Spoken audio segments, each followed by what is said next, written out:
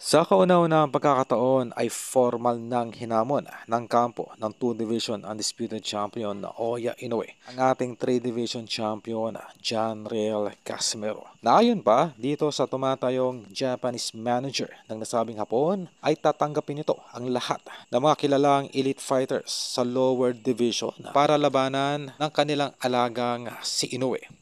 Sa madaling salita ay wine-welcome na ng kampo nitong si Naoya Inoue ang lahat ng mga malalakas na fighters na natitira pa sa super bantamweight. Well, gano'n pa man, ito po ay merong twist. Dahil atin pong napag-alaman na nalugi po ang Top Rank Promotion sa muling pagbabalik ni Naoya Inoue sa Amerika. Sa naging laban nga po nito kontra kay Cardenas. Sa madaling salita, ito po yung magsisilbing alternative ng Japanese manager nitong si Naoya Inoue na kung saan ito po ay magbabalik sa Japan.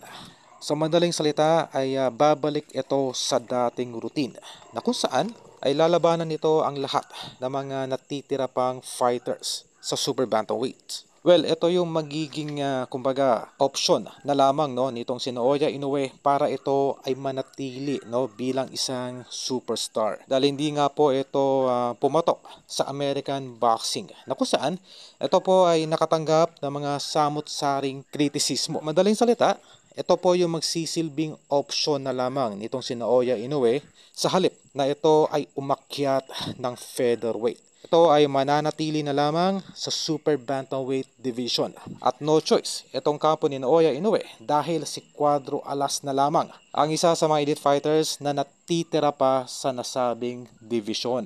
Ganun pa man, ito po ay medyo hindi pabor sa ating pambatong si Cuadro Alas dahil unang-una po ay kulang po sa training itong ating pambato. Kung sakali nga pong i-request ng kampo nitong si Naoya Inoue na mapaaga ang nasabing laban. Dahil keep in mind po na aware ang kampo nitong si Naoya Inoue na namumblema makahanggang ngayon sa timbang at sa conditioning itong si Cuadro Alas. Sa madaling salita, inaasahan nila na wala po sa peak o sa 100% itong si Cuadro Alas sa oras na ito ay labanan ng kanilang alagang si Inoue.